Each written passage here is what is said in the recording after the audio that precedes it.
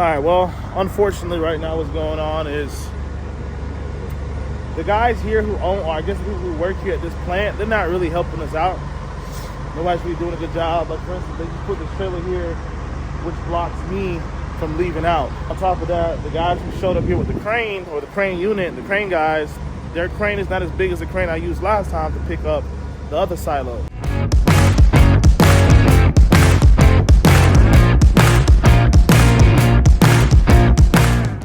And it's funny because this silo is bigger than a silo I picked up last time. So it's going to be a little interesting just to get this done and get it taken care of. I don't think it's impossible, but at the same time, it will be a challenge today. So I may not be leaving out here till tomorrow, which is fine, but still, you know, doing this, man, is not meant to be easy. And I knew that coming into the game. All right, so we just spent, what did we spend? $149. Excuse my fingers. We just spent $149 on these railroad ties. I went ahead and got 6 of them. They should do the trick. Sad part is they can't cut them. So I got an idea in my head of how I'm gonna do it. It's just a matter of getting it done how I'm gonna do it. So load them up inside the pickup truck that they got over there. The pickup truck right over there. And take it over there and get everything set up.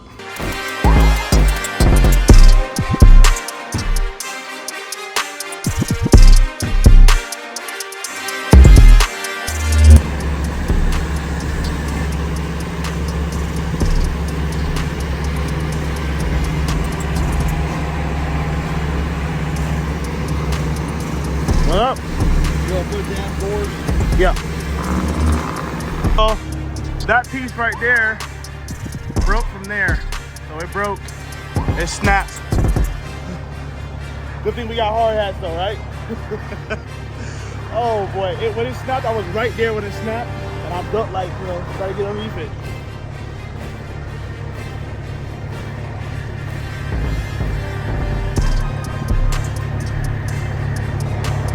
Jeez.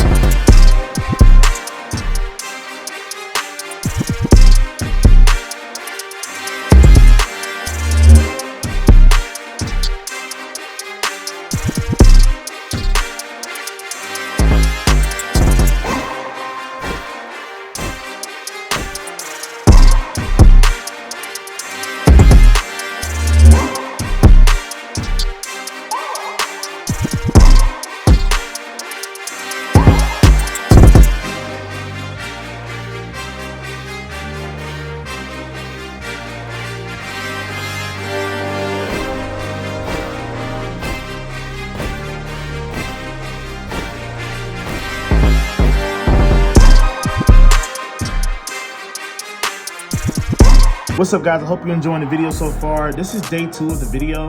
I did not get my permits because the dimensions were off. So what I had to do was cut this box that you're about to see and then reorder permits. So go ahead and check it out now. So right here, this box right here, this simple box is giving me about a foot and maybe a few inches more than what I was supposed to be. When I got the dimensions from the actual broker, I was supposed to be at 15.6 on top of my trailer. So what I had to do was get somebody and get permission from the actual buyer to cut this box. And that's what they're doing right now.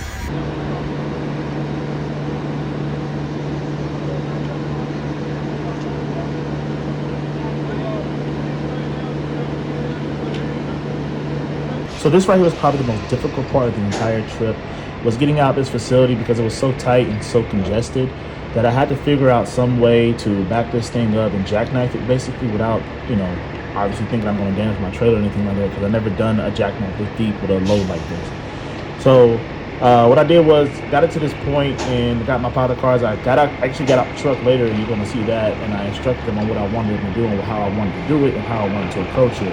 And we eventually made the turn, which you're not going to see in the video because the powder car, he moved out the way. But we eventually got the turn, and I'm trying to tell you guys right now, this is the most difficult part of the entire trip. Everything else was easy and smooth. This was the most difficult part of the entire trip. Enjoy.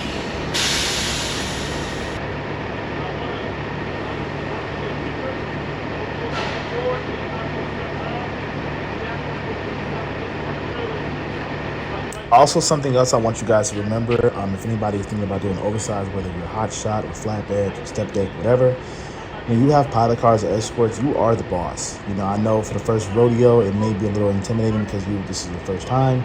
But once you get used to it, you are the boss. They are simply there to assist you and help you. You tell them what you want them to do, and you make the calls of what you want to do.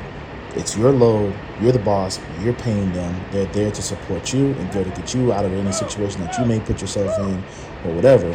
But you ultimately, you are the boss. So just remember that, and you don't have to be a butthole about it. But you are the boss, and you dictate what goes on.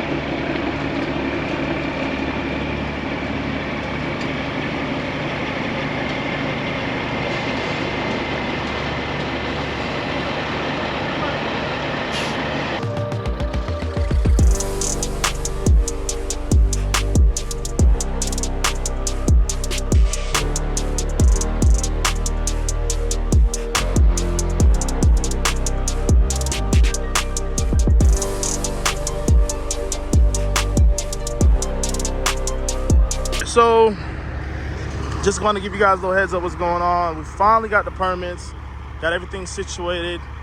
We had a little trouble moving out of the back there, getting out the section back there because it's so tight to get in here, like I said before. And finally got everything rolling. And as soon as we get over here, the pilot car's truck starts overheating. It started overheating a little bit. So, you can't catch a break, man. You can't catch a break, but it'll be all good. So that's my Chase. That's my high pole. It's a pretty good high pole. His name's Matt. Pretty good dude right there. Check out their stuff right there. That's their information. A1 Escort Service. I like the name was A1 because guess what we are? 1A1. So you got 1A1 and you got A1. So it just works out. Then you got my man Jason over here. This is pilot car service right here. Got his name right here on the back. So y'all can go and check it out. Polly's Escort. So yeah, man. Yep. Just getting everything ready. Got to wait on him a little bit. We already moved. We did the tough part. The tough part was backing that thing up and then getting it out to come this way. That was the toughest part. But now that we out of that part, we good, man. We're good. We got about an hour trip down the road to this truck stop. Once we get to this truck stop, man, we should be straight. We should be straight.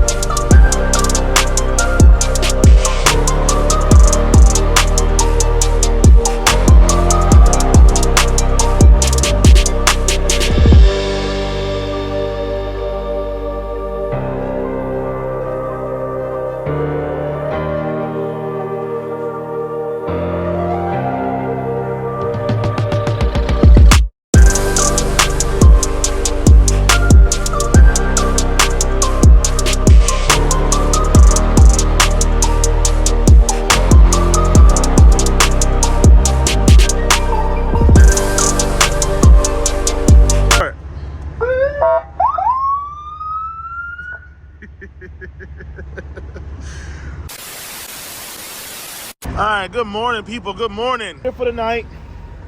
It's actually getting pretty cold. We're up here in Illinois. We passed Paducah about an hour ago, so we're up here in, like, you know when you come up 24, coming out of Paducah, and then you pass that prison. Or it's not a prison, it's like a juvenile center on your right side. And then once you're going up the road, there's a Love's. You pass that Love's, you go further past that Love's. There's a TA, a Love's, and a Pilot all in one area.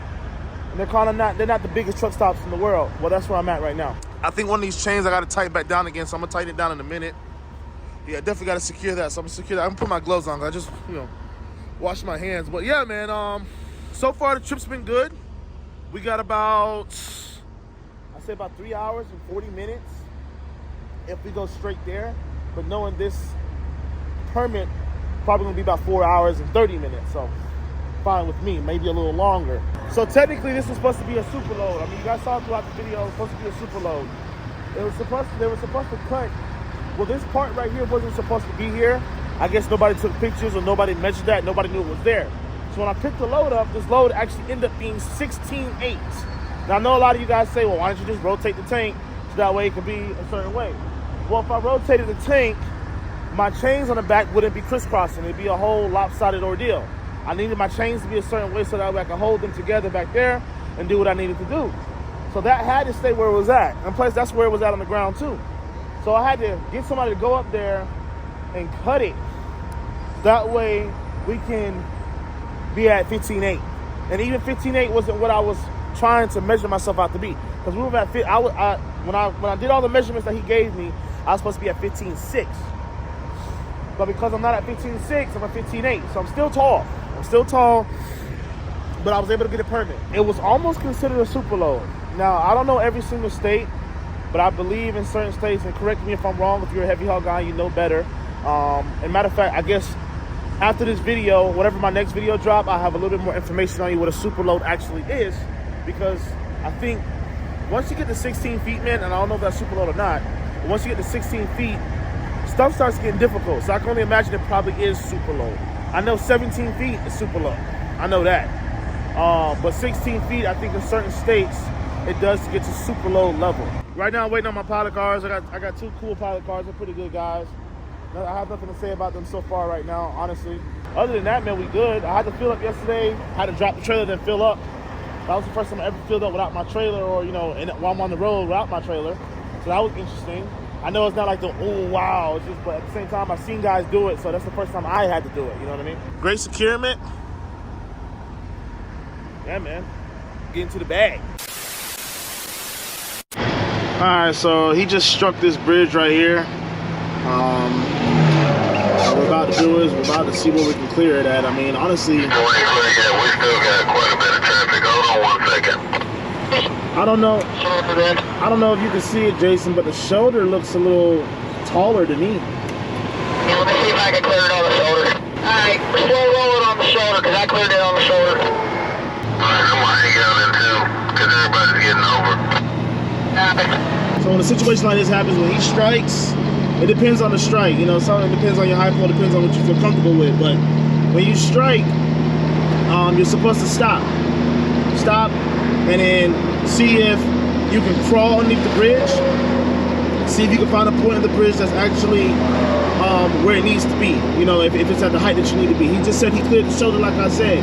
Now, if you can't clear it, then you got to stop, call state police, get them all involved and see what the problem is, and go from there.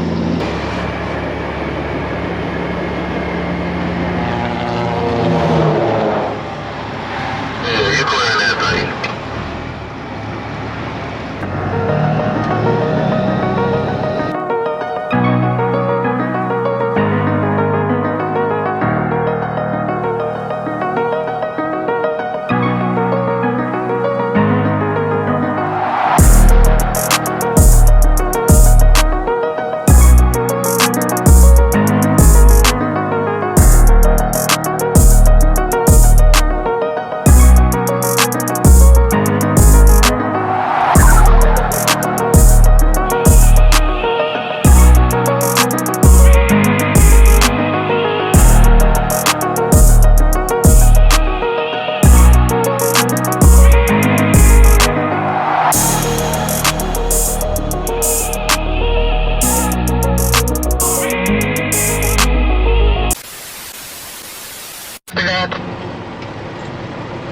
right, so he hit this one, so we gotta figure out.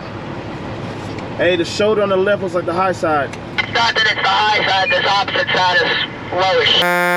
Nope, we're hit. We're gonna have to hit the shoulder, guys. We're gonna have to go up and over this one. Or something, because the very tip end and I'm striking it. Alright, I'm letting one go.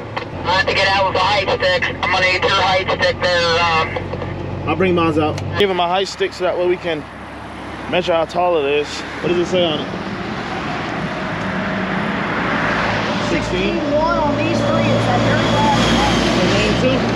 It's that very last one. It's that very last one. That very last one? Yeah, it's like it's right at 15.8. Right at 15.8? Yeah. Right at it. So we're at 16 and right. The thing is because this bridge is leaning this way. Right.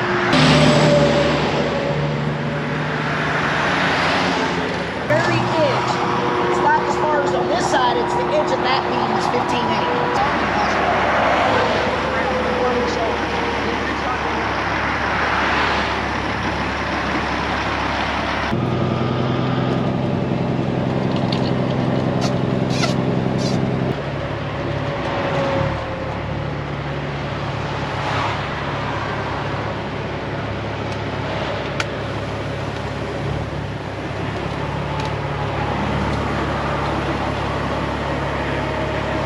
I just dumped the air out of my bag. I had to dump the air. I dumped the air out of my bags. Yeah, if you didn't, you would have been hit. All right, let's get it. All right, we had to take this exit because he just hit that bridge over there. So we're taking the exit to go around.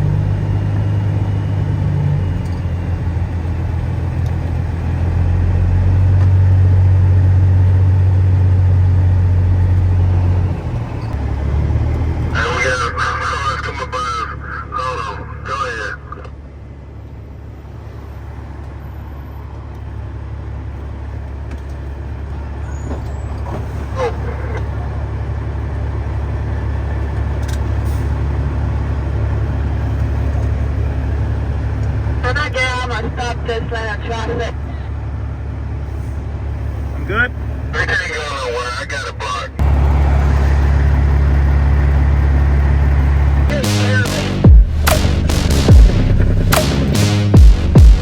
King.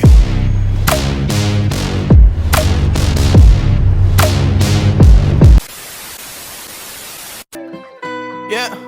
Hey, counting these commas, we run it up. All of these hoes that won't come with us. Sipping that dirty, she getting real sloppy. Staying high, now she living the dreams. On the pants, Magello on me. Jolly Ranchers mixed it up with the lean. Johnny Dang, all my diamonds on fleek. Pop me a perk and she think I'm a geek. Hot in that land while you looking at me. Counting this money, you ain't on my team. Setting a plot, we running through schemes. Hundreds on hundreds on hundreds, I want me a million. I ain't gon' stop till I'm rich. Getting this money like Money Mitch. Promise again that I never switch. Yeah, yeah, she always talking sin. Fashion over, spin bars like I'm Donald Glover. It's my only turn, yeah, I'm taking over. I just got them bands, now she wanna dance. Hit her from the back, ain't no minute man. It's my only chance, we don't ride with snakes. Man, I'm going in, I don't need no breaks. Man, I'm going off, man, I'm going off.